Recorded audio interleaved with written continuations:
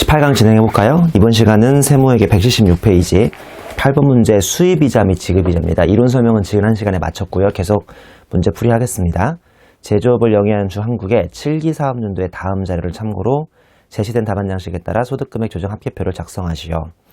1번 보면 이자 수익의 내용들이 있고 2번에는 이자 비용의 내용들이 있죠. 자, 일단은 소득금액 조정 합계표부터 작성하고 문제 풀이 들어가겠습니다.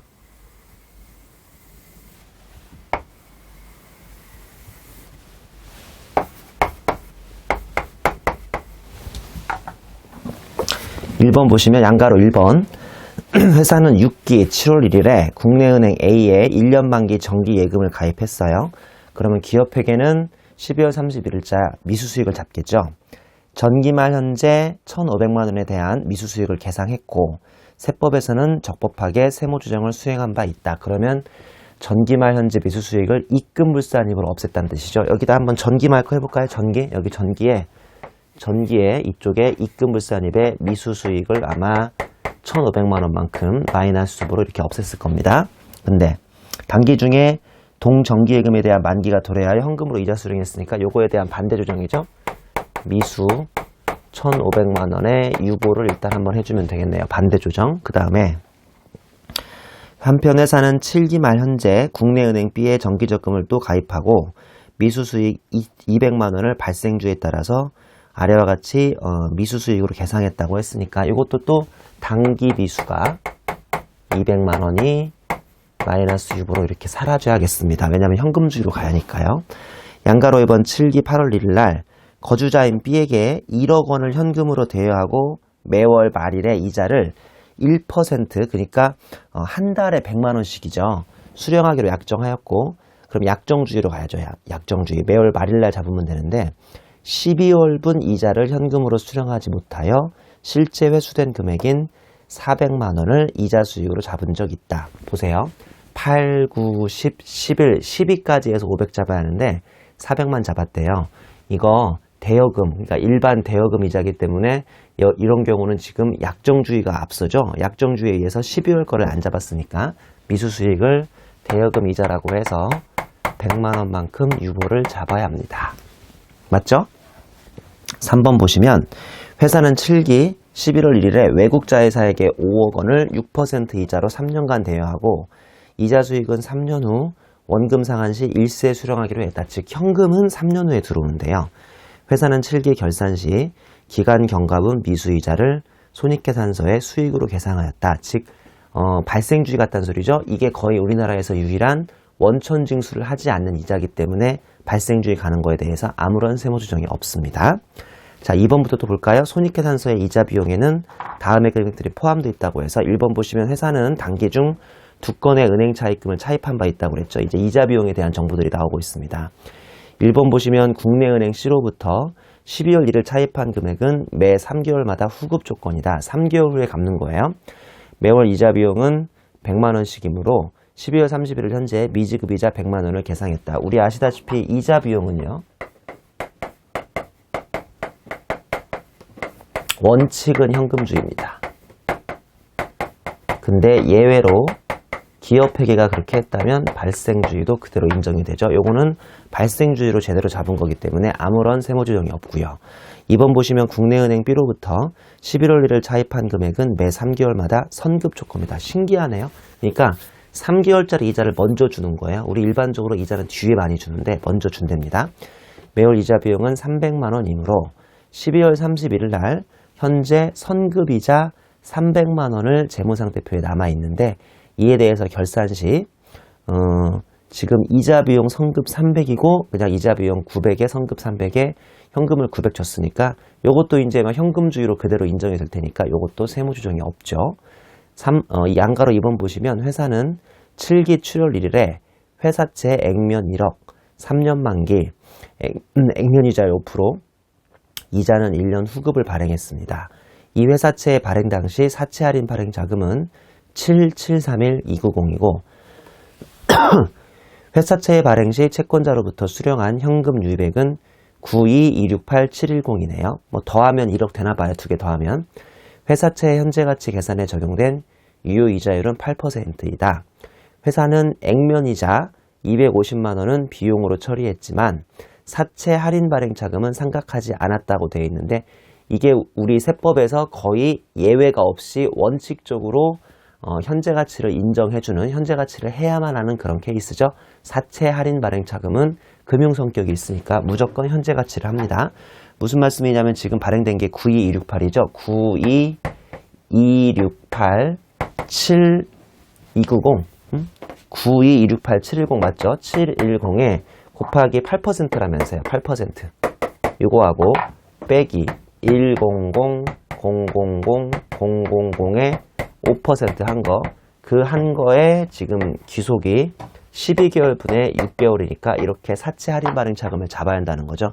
금액은 1190748, 1190748만큼 이자 비용을 잡아야 하니까 마이너스 6으로 사채 할인 발행 차금이라고 해서 사채 할인 발행 차금을 1190748만큼 마이너스 6호를 잡아야 하는 문제입니다.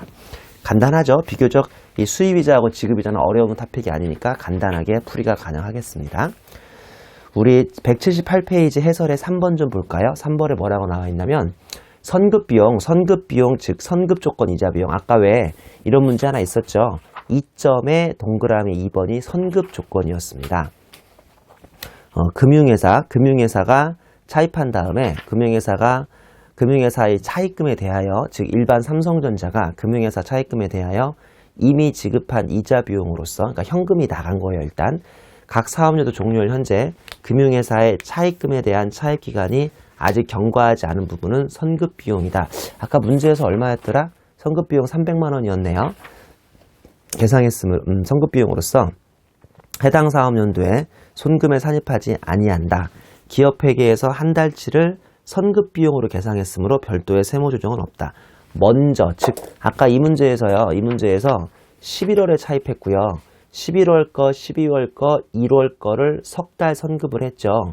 그러니까 보다시피 대변에는 900만 원의 비용이 나갔지만 차변은 똑똑하게 이자 비용으로 두 달치인 600만 원만 잡고 내년 1월치는 선급 비용을 잡았어요. 이렇게 하면 300만 원 정도도, 즉 선급한 것마저도 비용으로 인정받아야 하냐? 아니면 선급한 것은 아직 기간 기속이 안 됐으니까 아직은 선급 비용으로 자산 잡아야 하냐 이건데, 보다시피 기업회계도 세법도 이때는 그냥 선급한 것은 자산 잡으시오 라는 뜻입니다. 그래서 세무조정이 없었던 거고요. 자, 우리 9번 문제 한번 진행해 보겠습니다. 9번 문제는 179페이지고요. 임대료 등에 대한 문제입니다. 제조업을 영위하는 주한국의 7기 사업연도 2015년 1월 1일부터 12월 31일까지 다음 자료를 참고로 제시된 답안 양식에 따라서 소득금액 추적 합계표를 작성하라는 문제입니다. 자, 임대료 문제인데요. 말씀드린 것처럼 임대료는 장단기를 잘 구분하셔야 돼요. 단기일 때는 약정주의도 되고 발생주의도 되고요. 그 다음에 장기일 때는 무조건 발생주의로 월할 생각을 하라고 했고, 장단기의 구분은 임대기간이 아니라 임대료 지급기간이 한마디로 얼마나 1년이 되느냐 안 되느냐로 장단기를 따지라고 했었죠. 한번 내용을 보겠습니다. 179페이지 임대료 등 1번 보시면 회사의 임대 수익 중 특이할 만한 사항은 다음과 같다. 2번은 배당금 수익에 대한 내용이고요. 문제 이걸로 끝이죠. 양가로 1번 회사는 사무실을 특수관계가 없는 제3자에게 2015년 9월 1일부터 2년간 임대했습니다. 장기입니까? 단기입니까? 아직 말씀하시면 안 되죠. 동사무실에 대한 임대료는 매월 말에 200만 원을 수령하기로 임대차 계약서에 명시했고, 한편 임차인의 사정으로 12월분 임대료가 현금으로 입금되지 아니하였고 회사는 이를 현금주의로 처리하였다. 9, 10, 11, 12 넉 달 받기로 했는데 석 달 받고 600만 원 잡았으면 우리가 이때는 약정주의 원칙으로 가야 하니까 임대료를 잡습니다.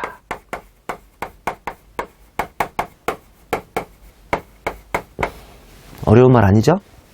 그 다음에 2번 회사는 본사 건물 중 일부를 2015년 12월 1일부터 10년간 계약기간으로 하여 특수관계 없는 제3자에게 임대를 했습니다. 이 12월부터네요. 10년간 계약기기니까 장기인가요? 아니, 아직은 알 수 없는 일이고 월 임대료 상당액이 1,000만 원이고 관련 비용이 800만 원인데요. 근데 매 임대료를 2년마다 지급. 2년마다니까 이게 장기가 되는 거죠.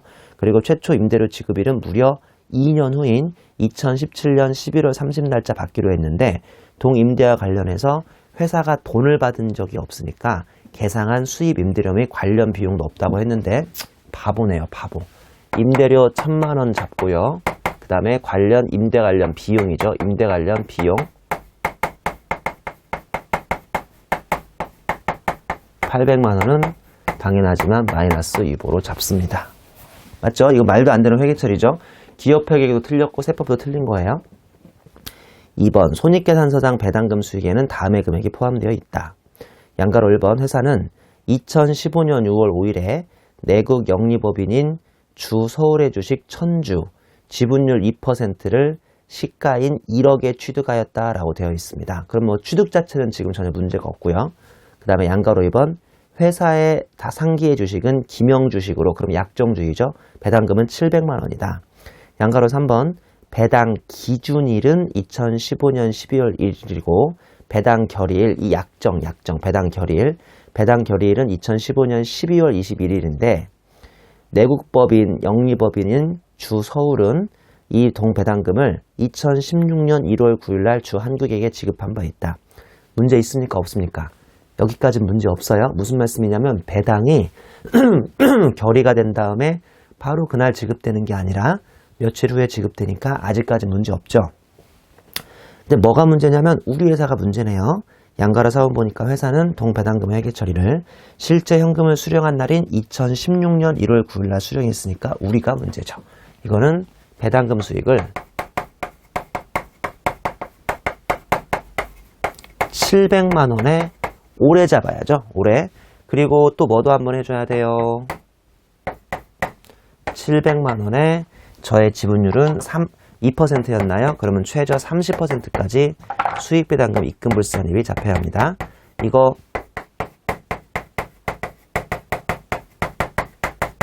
별도의 언급이 없어도 무조건 해줘야 하는 거 알죠?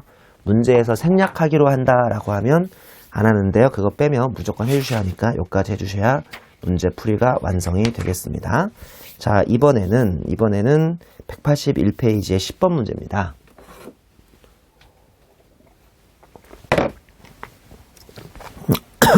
전환사채 문제죠. 뭐 우리 학생들이 조금 생소해하죠. 왜냐하면 전환사채를 중급회계에서 배우긴 배웠을 텐데 뭐 대충 배웠을 테니까 아니면 그때 당시는 제대로 배웠어도 다 까먹었을 테니까 아마 좀 생소할 겁니다. 근데요, 여러분이 이 기업회계, 중급회계에서의 전환사채에 대한 회계 처리만 제대로 이해하시면 세법에서의 전환사채의 세무조정은 매우 쉽습니다. 왜냐하면 전환권 대가, 전환권 조정 이런 단어 기억나세요? 상환할증금 기억나세요? 이런 단어를 세법이 싹 다 부인해버리기 때문이죠. 한마디로 세법에서는 이 현재가치와 관련된 거 그리고 전환 사채 자체와 관련된 건 인정이 되지만 예를 들어서 현재가치와 관련된 거라든지 아니면 전환권, 그 자본 관련된 것들을 싹 다 부인하면 되니까 어찌 보면 되게 쉽습니다. 자, 우리 1번부터 볼까요? 회사는 2015년 1월 1일에 다음과 같은 전환사채를 액면 발행하여 기업회계 기준에 따라 회계 처리를 해왔다. 전환사채 액면가액은 200만 원이요. 전환가격은 사채 액면 5만 원당 액면 만원짜리 보통 주식을 한 주를 나중에 전환해 줄 거예요. 이 사채를 가지고 있으면 나중에 이제 주식을 받을 수 있는 그런 우리가 한마디로 옵션을 행사할 수 있는 회사인 거죠. 지금 우리 회사는 발행해 준 회사니까 옵션을 행사할 수 있는 게 아니라 옵션을 행사 당하는 회사고요. 자, 양가로 3번의 상환기일은 2017년 12월 31일이니까 총 3년짜리고 2번 보시니까 발행된 전환사채 중 40%가 1년 만인 2016년 1월 1일 날 보통주식으로 전환이 되었습니다. 자, 3번 볼게요. 각 일자별 회계 처리는 다음과 같다라고 해서 현금 2,200만 원 들어오고 전환사채 200만 원 더 생기고 전환권 조정이라고 해서 전환권 조정, 그 다음에 사채 상환할증금, 그 다음에 전환권 대가까지 이렇게 총 50만 원이 잡혀 있는데요. 기본적으로 우리 전환사채에서 상환할증금, 전환권 대가, 그 다음에 전환권 조정을 싹 다 없애버리면 되겠습니다. 이 중에서 자본이 뭐죠? 이 중에서 자본은 전환권 대가니까 전환권 대가만 기타 처분하면 되고 나머지는 유보나 마이너스 유보를 하면 되겠습니다. 자, 사채 상환할증금 220이었나요? 30이었나요? 아까 20이었어요? 20만 원은 유보로 없애고요. 그 다음에 우리 전환권 대가였죠? 전환권 대가 30만 원은 자본을 건드니까 기타로 없애고 나머지 전환권 조정이죠? 전환권 조정은 50만 원을 마이너스 유보로 자산부채 거래니까 마이너스 유보로 없애면 됩니다. 어찌 보면 세법은 간단하다니까요. 세법은 되게 간단해요. 자, 그 다음에 2015년 12월 31일 날 이자를 지급하면 이자 비용이 37만 원 잡히고 현금이 25만 원 잡히고 전환권 조정이 아까 50만 원 잡은 것 중에 12만 원이 감소합니다. 자, 이때 현금 25만 원을 부인할까요? 전환권 조정을 부인할까요? 현금은 부인할 수 없잖아요. 그러니까 이 전환권 조정만 이쪽으로 전환권 조정이라 하여 그 중에 12만 원이었나요? 12만 원만 유보로 반대 조정을 해주면 되겠습니다. 그 다음에 2016년 1월 1일입니다. 자, 이건 제가 한번 써볼게요. 2016년 1월 1일 날 기업회계부터 씁니다. 기업회계는 전환이 됐어요. 그래서 전환사채가 80만 원만큼 이렇게 사라지고 지금 아까 5대1이었죠. 5대1이니까 자본금이 한 주가 자본금이 16만 원만큼 이렇게 됩니다. 그렇죠. 근데 아마 이 회사 주식의 시가를 한번 분석해 보니까 주발초가 68만 8천 원이 생기는 거예요. 시가 분석해 보니까. 그리고 저기 2015년 1월 1일 잡아놨던 사채 상환할증금도 20만 원에 40%만큼 없애야죠. 이게 80만 원이니까 200만 원에 40%였던 것처럼 사채 상환할증금도 원래 20만 원 잡혀 있었으니까 여기에 대한 40%인 사채 상환할증금을 이렇게 8만 원을 없앱니다. 맞죠? 그리고 전환권 대가도 아까 전환권 대가 30만 원 있었죠? 이거의 40%인 12만 원이 전환권 대가가 12만 원이 사라지네요. 이거 완전히 기업회계죠? 제가 갑자기 기업회계 강사님이 된 것 같아요. 그러다 보니까 전환권 조정도 15만 2천 원이 이렇게 사라지죠. 자, 세법은요. 세법은 뭐가 이렇게 복잡해? 우리는 뭐를 잡은 적이 없어요. 사채 상환할증금, 전환권 대가, 전환권 조정 아무것도 잡은 적 없어요. 그래서 어떻게 하냐면 그냥 간단하게 자, 전환 사채는 80만 원 사라지는 건 맞고요. 그 다음에 자본금도 16만 원 잡히는 거 맞고요. 그 다음에 주식 발행 초과금 그럼 얼마가 돼야 돼? 64만 원. 끝! 이걸로 끝이에요. 이걸로 끝. 자, 그러면 세무 조정은 어떻게 하느냐? 이거 지우고 이거 지우고 이거 지우고 이거 지우고 주발초 감소시켜야죠. 주발초를 4만 8천 원만큼 없애고요. 전환권 조정도 15만 2천 원만큼 그리고 사채 상환할증금 이렇게 이게 20만 원 사라지고 이게 8만 원 사라지죠? 그러면 이 12만 원이 딱 없어지는 겁니다. 이해하셨죠? 그래서 3중 조정을 해주는데요. 전환권 조정 15만 2천 원, 그 다음에 상환할증금 8만 원, 그 다음에 7만 2천 원, 전환권 조정 15만 2천 원에 유보. 사채 상환할증금 이쪽으로 사라져요. 사채 상환할증금 얼마였어요? 사채 상환할증금이 8만 원이었죠? 8만 원에 마이너스 유보. 그 다음에 마지막으로 주발초 4만 8천 원.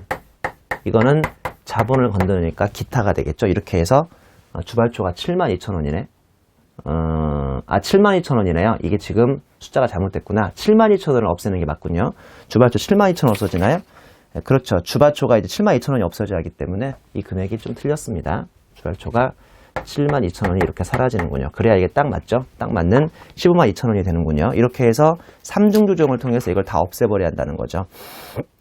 그 다음에 2016년 12월 31일 날 이자 지급할 때는 이자 비용이 22만 2천 원이 나가고 현금은 여전히 15만 원이 나갑니다. 그리고 전환권 조정은 7만 2천 원이 나가는데 이 전환권 조정을 끝까지 한번 또 없애주는 거죠. 전환권 조정으로 72,000원에 유보를 이렇게 잡아주면 됩니다.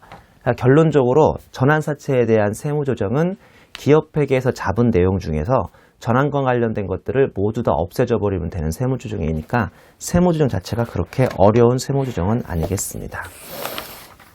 자, 우리 그러면 다음에 페이지 184페이지의 전기 오류 수정 손익을 한번 진행하도록 하죠. 전기 오류 수정 손익은 문제 자체가 좀 복잡한 문제가 나올 수가 있으니까 여러분들이 한번 천천히 이거를 찾아보셔야 하는데요. 기본적으로 전기 오류 수정 손익은 제가 이론 설명부터 좀 해드리고 문제 풀이를 마무리하도록 하죠. 우리 이론 설명은 스마트 세법을 한번 진행해 보겠습니다. 스마트 세법에 페이지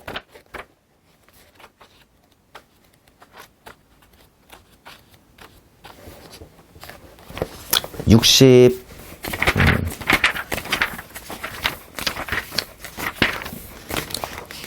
페이지 77페이지네요. 전기 오류 수정 손익의 귀속식인데 예전에 공부할 때 저도 참 이거 헷갈려 했었던 것 중에 하나인데요. 일단은 전기 오류 수정 손익이 두 가지로 구분되는 거 아세요? 이거잖아요. 예를 들어서 2014년에 기업회계가 감가상각비를 1,000원을 잡아야 하는데 900원만 잡았어요. 그리고 여기도 감가상각 누계액을 900원만 잡은 거예요.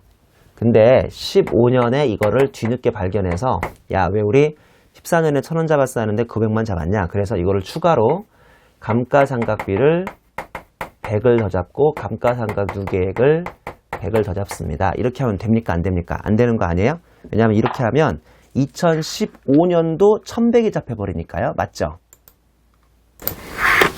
이게 2015년에도 원래 1,000이 또 잡힐 거 아니에요. 그럼 이렇게까지 하면 2015년에도 1,100이 잡히니까 이렇게 하면 14년은 100원이 덜 잡히고 15년은 100원이 더 잡혀버려서 양쪽 년도 다 문제가 생긴다 이거죠. 그래서 세법의 기업회계에서는 이걸 감가상각비라고 하지 않고 뭐라고 하냐면 전기 오류 수정 손실이라고 하는데 전기 오류 수정 손실은 이게 손익계산서로 갈 수도 있어요. 우리 소위 영업외 손익이라고 하죠. 영업외 손익 아니면 기타 손익이라고 해서 손익계산서로 갈 수도 있고 아니면 그냥 이 숫자를 기초 이익잉여금 반영한다고 하죠. 그래서 그냥 이익잉여금에 반영해 버릴 수도 있습니다. 이 손익계산서로 간다는 것은 일반적으로 손익에 묻어버린다고 해요. 이거 굳이 자본인 이익잉여금으로 보여주기 뭐하니까 손익에 묻어버린다고 하고 아니면 이익잉여금이라고 해서 그냥 이 자본에 묻어버리는 경우도 있습니다. 자, 이걸 기억하시고 세법을 가셔야 하는데 세법은 어떻게 하는 거냐면 세법은 이게 진정한 귀속시기가 단기가 귀속시기냐 전기가 귀속시기냐에 따라서 갈리게 됩니다. 자, 한번 볼게요. 우리 77페이지 밑에 있는 사례 1번을 보시는 게 어떨까 싶네요. 기업회계가 전기 말에 정기예금 미수이자 계상 100을 누락했고 단기의 현금 회수 시 전기 오류 수정 손익, 이게 손익으로 갈 수도 있고 기업회계는 자본으로 갈 수도 있는 거예요. 이렇게 반영하면 이 경우 세법상 진정한 귀속시기는 발생주의가 아닌 현금주의이므로 귀속시기가 당기게 되는 거죠. 우리 배운 것처럼 원래 이자소득은 미수수익을 잡는 전기귀속이 아니라 단기귀속이 되는 거니까 결론적으로 이 문제는 기업회계가 전기의 회계처리를 누락해버리고 올해 단기에 정신 차리고 올해 단기에 회계처리 했는데 세법에서 우연히 이 귀속시기가 단기로 들어맞는 매우 신기한 문제고요. 다음 페이지 문제는 안 그렇죠. 다음 페이지 사례 2번은 기업회계가 전기의 매출 100을 누락했는데 단기 현금 회수 시 전기 오류 수정 손익, 이걸 손익으로 보낼 수도 있고 자본으로 보낼 수도 있는데 이렇게 반영한 경우 이 경우 세법상 진정한 귀속시기는 전기가 됩니다. 왜냐하면 매출 누락은 올해 게 아니라 전기 거가 돼야 하니까요. 지금 양쪽에 사례 1번하고 사례 2번의 차이점이 뭔지 아시겠죠? 사례 1번은 전기에 누락하고 기업회계가 단기에 반영했는데 우연히 세법의 진정한 귀속시기가 단기가 되는 문제고요. 사례 2번은 기업회계가 전기에 누락하고 단기에 반영했는데 이거는 우연히가 아니라 어쩔 수 없이 세법에서도 귀속시기가 전기로 가야 하는 그런 문제인 겁니다.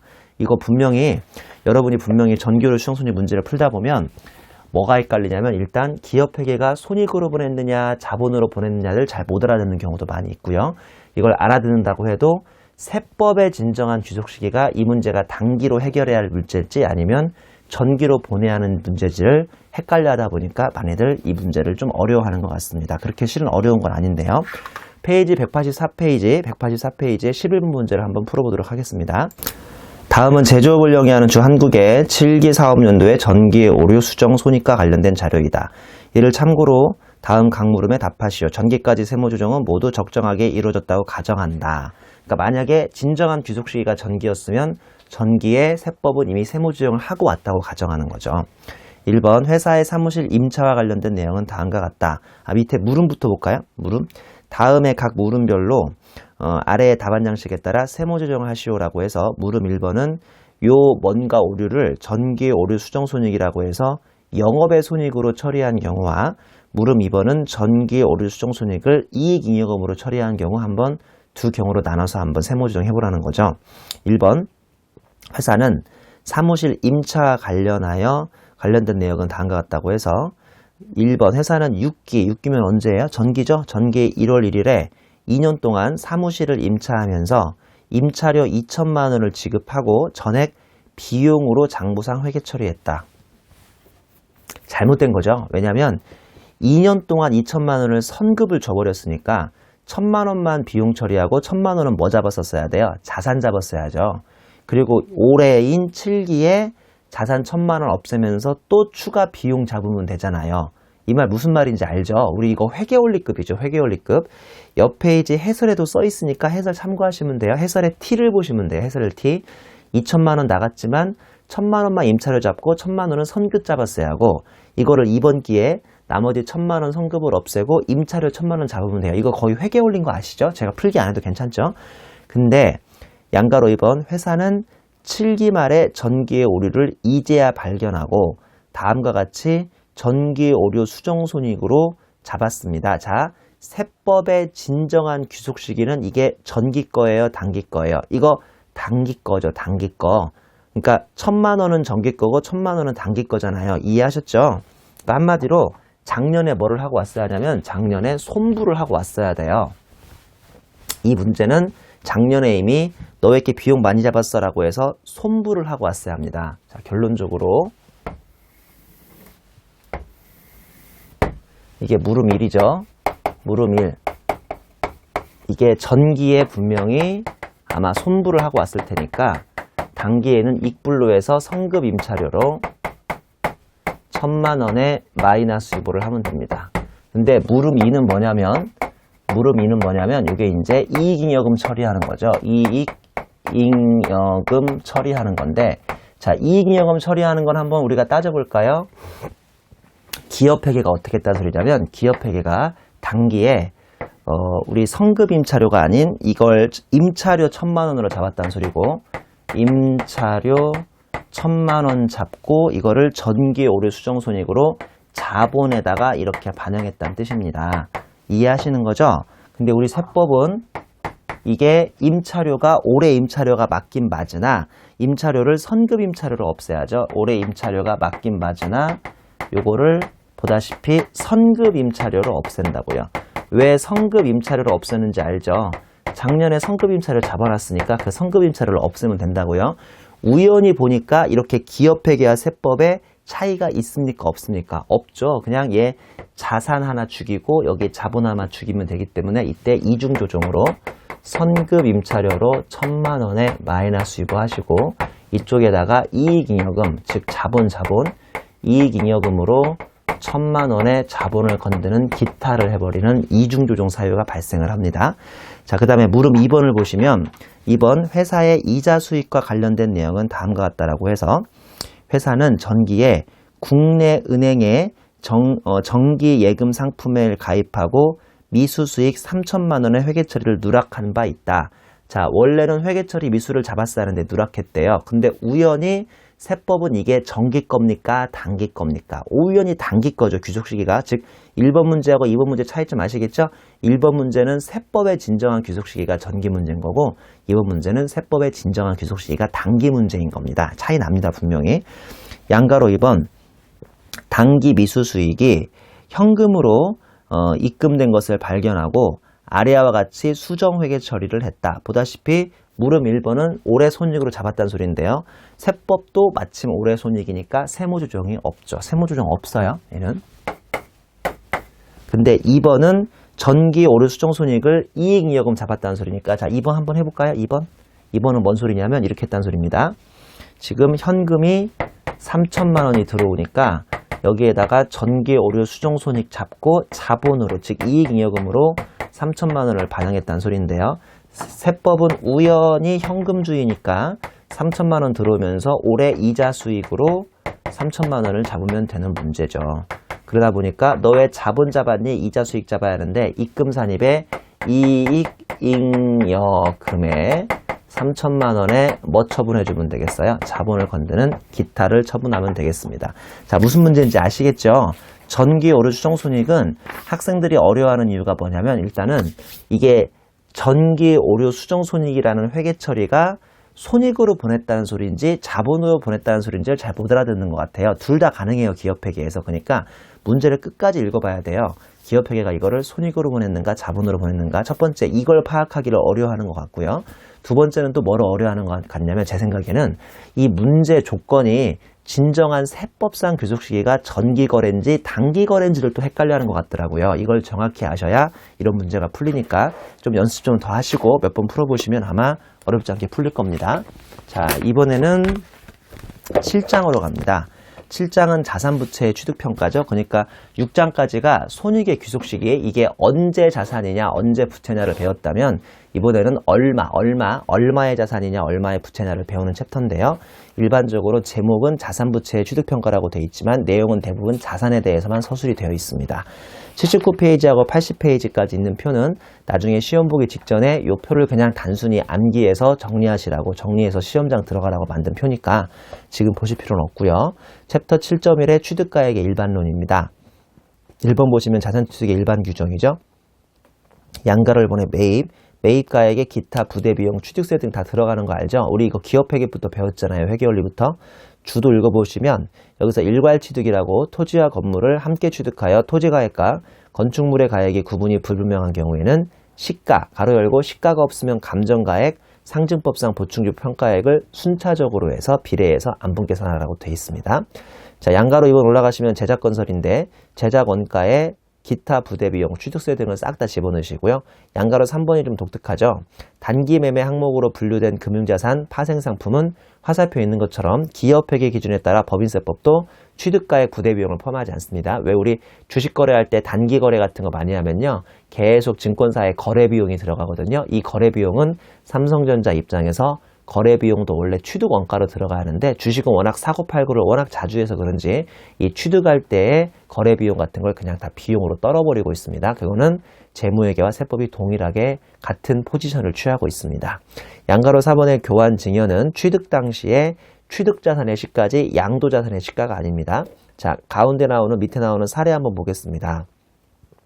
A사만 볼게요. B사는 여러분한테 맡길게요. A사 건물 장부가 100원 시가 150원짜리를 B사의 건물 장부가 120원, 시가 140원짜리로 교환했으면 내가 새로 잡혀야 하는 이번에 B한테서 받았던 건물이 기업회계에서는 보다시피 가운데 세로에 자기가 준 장부가액인 100 잡았는데 세법에서는 받은 거의 시가를 잡아야 한다니까요. 140원. 그래서 받은 거의 시가 140원을 잡아야 하니까 보다시피 처분이익도 40이 나오고요. 세무조정 보시면 입금산입에 건물 40을 올리면서 유보를 해주고 있습니다.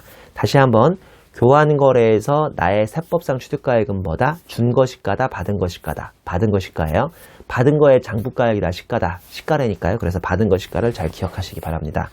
옆 페이지 81페이지에 2번에 합병, 분할, 현물 출자 등은 이것도 참 난해해하는 것 중에 하나인데 밑에 가운데에 있는 사례만 볼 줄 아시면 되거든요. 자, 한번 볼게요. 양가로 1번 현물 출자나 물적 불안을 포함하는 경우는 동그라미 1번 현물 출자한 법인이 취득한 주식은 A 이게 현물 출자라면 그것도 법인 설립을 하면서 현물 출자하면 순자산의 시가가 되는데 B 현물 출자인데 기존 법인에다가 현물 출자를 하시면 취득한 주식의 시가가 되고요.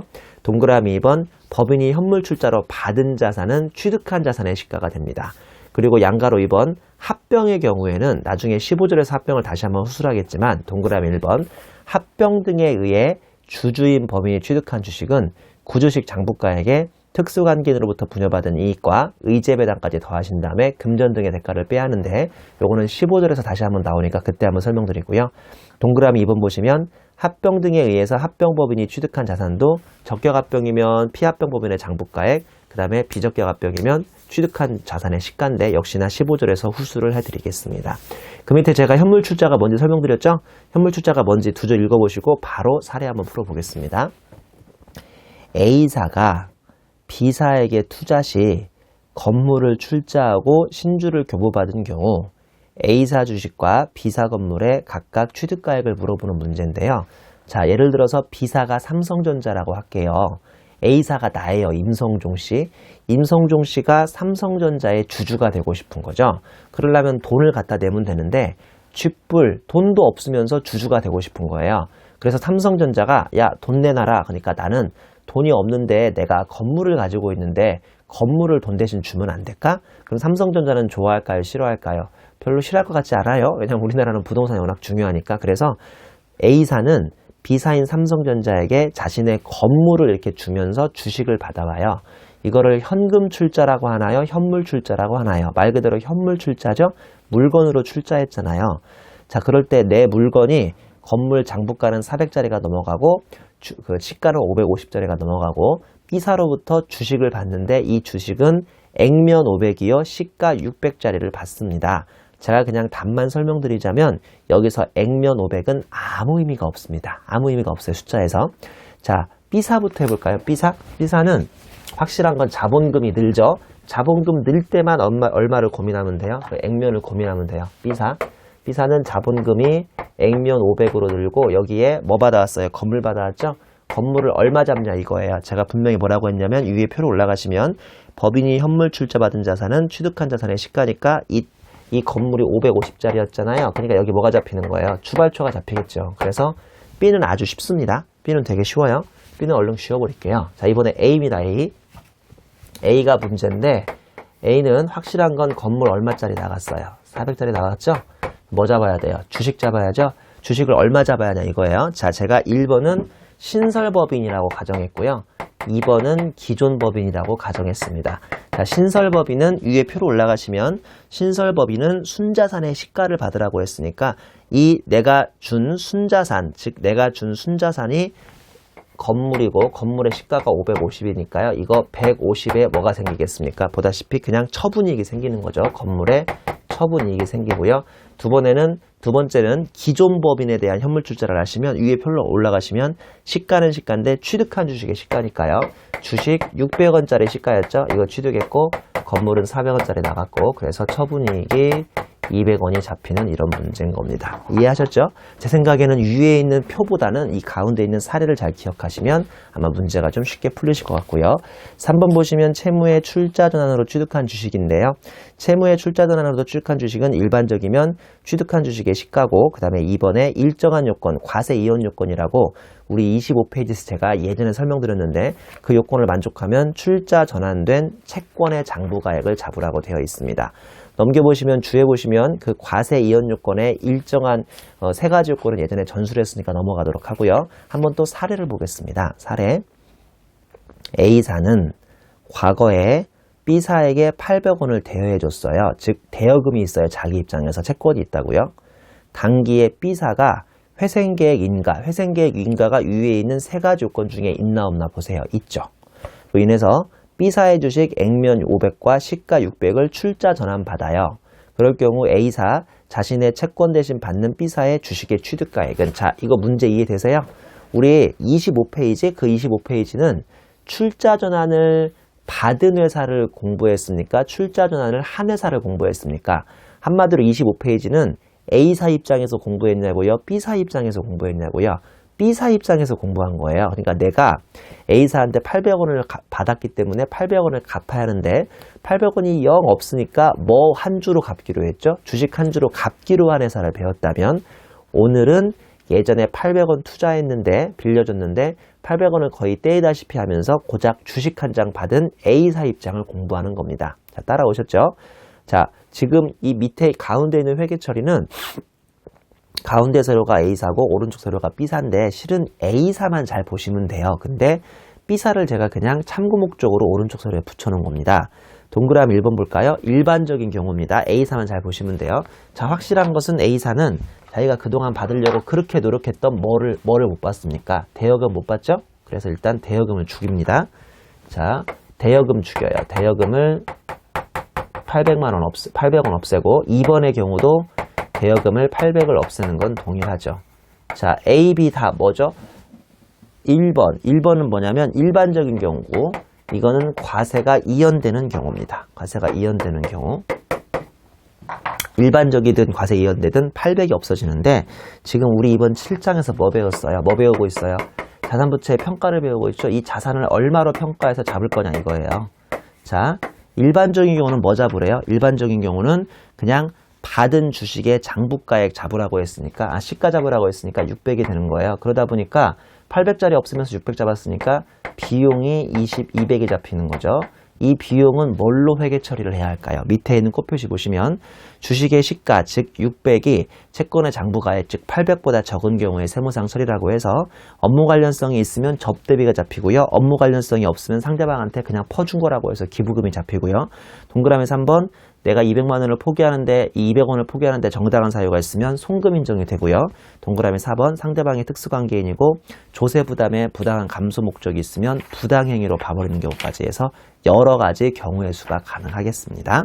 자, 근데 이거에 비해서 일정한 요건이라는 걸 구비해서 과세 이연 요건을 구비해버리면 이게 그냥 주식이 800이 잡힙니다.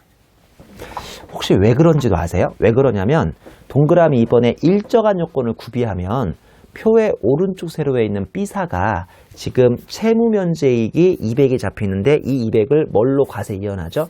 입금불산입으로 과세 이연해버리는 거 배우셨죠? 25페이지에서 배웠을 거예요. 그럼 국세청은 채무면제이익 200에 대해서 세금을 받아갈 줄 알았는데 B사로부터 입금불산입을 받으니까 세금을 걷어갈 수 있어요? 없어요? 없으니까 A사한테도 뭐를 인정 안 해주죠? 비용을 인정 안 해주는 거예요. 근데 1번은요. 보다시피 B사한테 채무면제 200으로 입금과세에서 세금을 걷어갈 수 있으니까 A사한테는 통 크게 뭐를 인정해 주는 거고요. 비용을 인정해 주는 거죠. 서로 1번이 서로 가로로 그리고 2번이 서로 가로로 서로 쌤쌤인 그런 규정입니다. 1번은 B한테 세금 받아가니까 A한테는 비용 인정해 주고 2번은 B한테 익불로 세금 못 받아가니까 A한테 비용 인정을 안 해주는 거죠. 이해하셨죠? 자, 그 밑에 4번의 취득가액의 특수문제가 나오는데 이제 어려운 문제들에서는 이 취득가액의 특수문제 가지고 장난들을 많이 치죠. 요거는 잠시만 쉬었다가 강의